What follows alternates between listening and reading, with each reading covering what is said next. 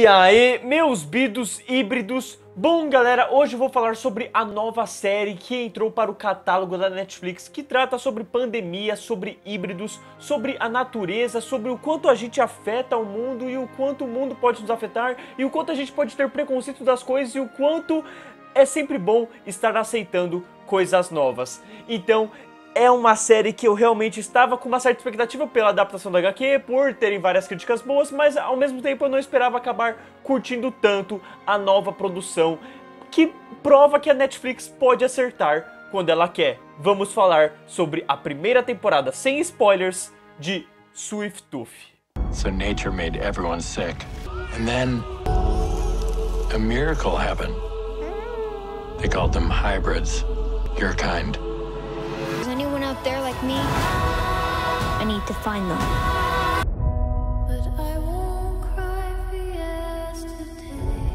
A série tem uma vibe de viagem muito divertida. Sabe aqueles filmes em que duas pessoas muito diferentes se juntam e seguem a estrada, tipo o Shrek, o burro, e eles acabam se familiarizando de alguma forma e você acaba gostando deles como um todo? É isso que a série se propõe aqui com o Gus e o Jeffrey, que são duas pessoas totalmente opostas, principalmente traz esse arquétipo muito legal de um homem que está totalmente desesperançoso com o mundo e o próprio Gus, que é um jovem muito esperançoso, é um garoto que ainda, sabe, pensa muito no que a vida pode trazer de bom. Ao mesmo tempo que ele é inocente, ele vai aprender como a vida pode ser horrorosa, mas ao mesmo tempo ele pode trazer um pouco daquilo que às vezes realmente falta na gente como ser humano e principalmente no Jeopardy. Então é muito legal a gente ter essa noção aqui de viagem entre os personagens, assim como a série também consegue trazer um grande equilíbrio entre o suspense pra gente querer saber o que vai acontecer, no que as coisas vão dar, como também no nosso interesse sobre este mundo que aos poucos vai sendo desenvolvido.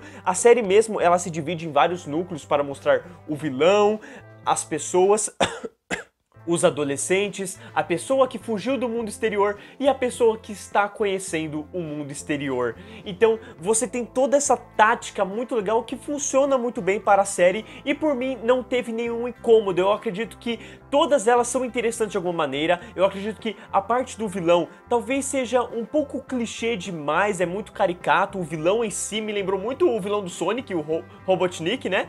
Mas ao mesmo tempo eu curti a vibe da série como um todo, entendeu? Como ela desenvolveu esses núcleos diferentes de cada personagem, a gente vendo o pensamento de cada um desses personagens. Principalmente eu acho muito legal a parte dos cientistas, né? Por mais que às vezes fique cansativo, também é uma parte que explica muito o que está acontecendo e também trata muito sobre o que a gente mesmo tá vendo hoje em dia no mundo, sabe? Em relação ao Covid, a cura, a vacina e como é que tá seguindo esse processo. Então você tem um pouco dessa discussão na própria seriado e em que ponto o ser humano pode chegar de loucura e que não é tão diferente do quanto a gente pode estar vendo na vida real, entendeu? E eu acho isso muito bacana. A série explora muito bem os tipos de pessoas que podem seguir em tal rumo em um mundo pós-apocalíptico, entendeu? Beleza que a gente, nessa pandemia, não chegou ao nível do que acontece no Sweet Tooth, mas ao mesmo tempo, você sente que poderia chegar, entendeu? Não é tão irreal assim.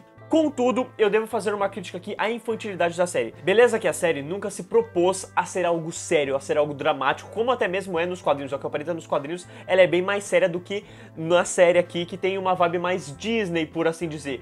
Mas o meu problema é que às vezes ela acaba sendo infantil demais. Você tem o Gus, que é o protagonista, que é uma criança que tá descobrindo o mundo. Então beleza, ele vai agir como criança, ele vai desobedecer, ele vai ser curioso demais, ele vai cometer alguns erros e tá tudo bem. O meu problema é quando a série começa a ultrapassar aquela linha da criança estar agindo de uma tal maneira que, sabe, eu não consigo ver acontecer na vida real ou consigo ver os adultos reagindo de tal maneira como acontece na série, entendeu? A gente reagindo a tal criança agindo daquela maneira não reagiria da forma que na série os adultos reagem.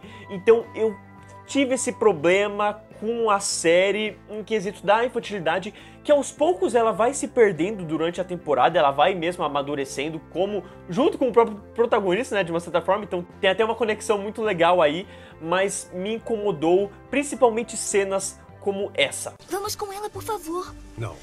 Diz que sim, diz que sim, diz que sim, Não. diz que sim.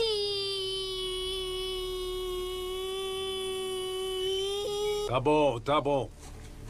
A direção de arte, fotografia e efeitos visuais estavam ótimos na minha opinião.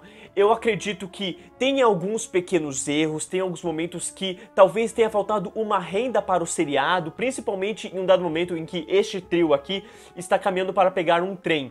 E meu Deus, parece que faltou uma localização para eles, porque fica muito visível o CGI do local.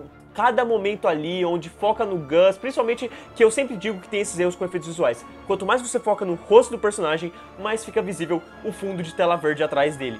E aí isso acontece nessa cena do trem, em todo o arco, tanto de todo o percurso para chegar ao trem, quanto os próprios momentos no trem. Tem até uns momentos em que a própria série fica instigando como se algo de ruim pudesse ter acontecido e simplesmente não aconteceu. Mas o que eu quero dizer é que eu acho que tem essas visões também, porque um amigo meu criticou o lance do tigre, que tem uma participação de um certo tigre, e eu achei bom, porque o animal fica no escuro e você automaticamente não consegue ver tanto ele, e ele age de uma forma muito raivosa, muito louca. Você vê que tem uma certa velocidade dele, uma certa ferocidade, que, por exemplo, eu não consegui ver no tigre da própria série Titãs, que ali é muito visível o CGI. Aqui eu acho que eles conseguiram controlar mais, até mesmo os próprios personagens, os híbridos, né, que são essas crianças que nasceram metade animal e metade ser humano, você tem um claro uso de maquiagem e ao mesmo tempo alguns efeitos jogados ali, né? Você tem exatamente a maquiagem, o próprio Gus, pô, o garoto tem um cabelo gigante, aí você só tem duas orelhinhas e as coisinhas de servo, entendeu? Então você tem isso com outras crianças que vão aparecer de acordo com a série, e você tem um certo garoto ali, que eu não vou mostrar ele aqui, mas ele é o Bob, e basicamente ele é todo animal. E aí eu entendo quem criticar os efeitos em relação a este personagem, mas eu defendo porque você pode defender o fato de que como seria uma criança com, sabe, misturando com um animal? Cara, poderia sair exatamente esse ser. Eu acredito que a única coisa que tem meio bugado nele são os olhos. Os olhos dele, sei lá, às vezes não funcionam muito bem, são muito estranhos, mas eu acredito que dá pra você passar aquele pano por conta deste universo tão fictício de que tantas coisas poderiam acontecer. Por mais que a gente tenha que discutir aqui os efeitos visuais, eu realmente queria elogiar a direção de arte e a fotografia. Cada quadro funciona muito bem na série, você tem, sabe, uma boa convergência de luzes ali que os produtores da série conseguiram usar, e principalmente as localizações em que os atores conseguiram gravar, principalmente numa época de pandemia, assim, né, são lugares vazios e muito lindos. Então você tem os diretores da série usufruindo muito bem dessas localizações. Sobre o elenco e seus personagens, eu tenho uma opinião bem geral em relação a todos os participantes dessa série, que é, eles funcionam muito bem diante do que é exigido deles. Você não tem nada que seja fora da curva, tanto para o lado positivo quanto negativo. Eu acredito que a maioria desses atores sejam iniciantes, eu pelo menos desconheço todos eles. Eu acredito que eles entreguem o que é o necessário, mas não entreguem o que poderia ser o melhor que uma atuação poderia trazer para nós, entendeu? Que poderia trazer realmente uma realidade, a gente poderia sentir o que o personagem está sentindo. Por exemplo, o próprio Gus, que é o Christian Covey, eu acredito que ele seja bom, mas ele acaba exagerando demais nas suas emoções, sabe? Quando a pessoa parece que vai chorar e ela começa a chorar muito e não era necessário tanto. Eu não sei se vocês vão entender o que eu estou querendo dizer, mas eu estou querendo dizer exatamente de que o ator, ele parece mais exagerar nas emoções do que realmente as sentir. Assim como o próprio Noah Nosey, que faz o Jeopardy, é um homem que tá muito bem no seu papel no geral. Ele tem aquela carinha de sério, ao mesmo tempo que ele tem a cara às vezes de meio bobo, que às vezes parece que, sabe, perdeu alguma coisa no seu passado, mas às vezes parece que ele tá meio perdido no papel, parece que, sabe, aquela pessoa parece que não tá entendendo o que tá acontecendo ao redor dela?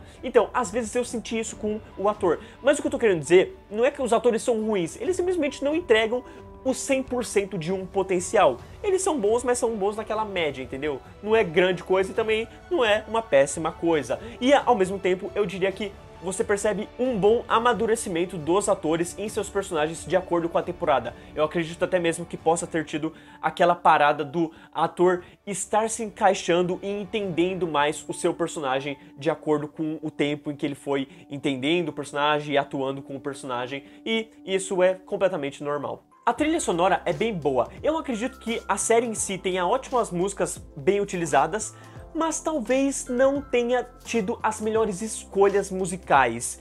O que eu tô querendo dizer com isso? Eu acho que boa parte das músicas foram escolhidas para a série mais pela boa sonoridade dela e que vai agradar um público geral do que pela importância na narrativa, entendeu? Por exemplo, a gente tem Stranger Things, que é uma série que se passa lá nos anos 80, então você vai ter um exagero de música dos anos 80 para mexer com a nossa nostalgia. E tá tudo bem, eu acredito que funciona a partir daí, entendeu? Smallville, que era uma série teen lá nos anos 2000, ela abusava das músicas, entendeu? Mas é aquele quesito de uma série teen.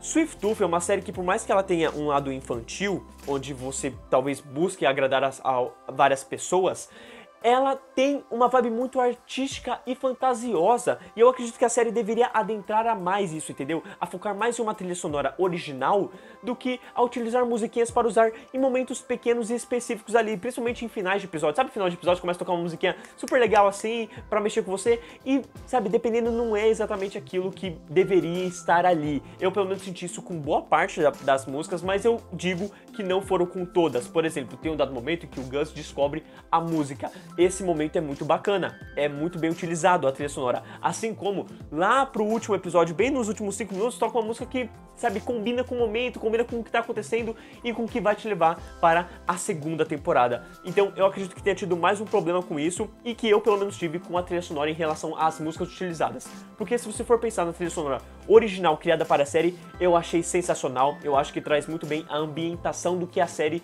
traz e quer passar de sentimento para o espectador, seja nos momentos de suspense, seja nos momentos leves, quanto em todo o arco fantasioso, sabe? Algo que parece uma fábula e que você simplesmente quer entrar naquele mundo e a trilha sonora consegue te transportar para aquele mundo que é Sweet Tooth.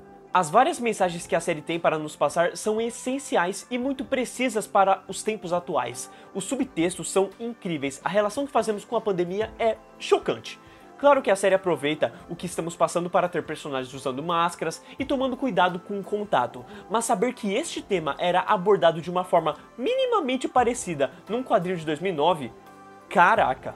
A última cena envolvendo o nosso protagonista ao final da temporada foi simplesmente emocionante. Tem muita força, significado e expectativa nela. Eu senti, chorei com aquilo e espero realmente mais daquilo para a próxima temporada. Entre tantos acontecimentos que a gente tem durante a série que podem diferenciar dos quadrinhos, teve um específico lá para o final que realmente me desagradou. Não foi algo assim de realmente ser um ponto a menos para a série, mas ao mesmo tempo não foi um ponto positivo, que foi o quê? Há um certo personagem bem importante para a série que lá pelo último episódio sofre algo e que aparentava ser uma decisão decisiva da série, entendeu? Parecia ser algo que aconteceu e ponto final.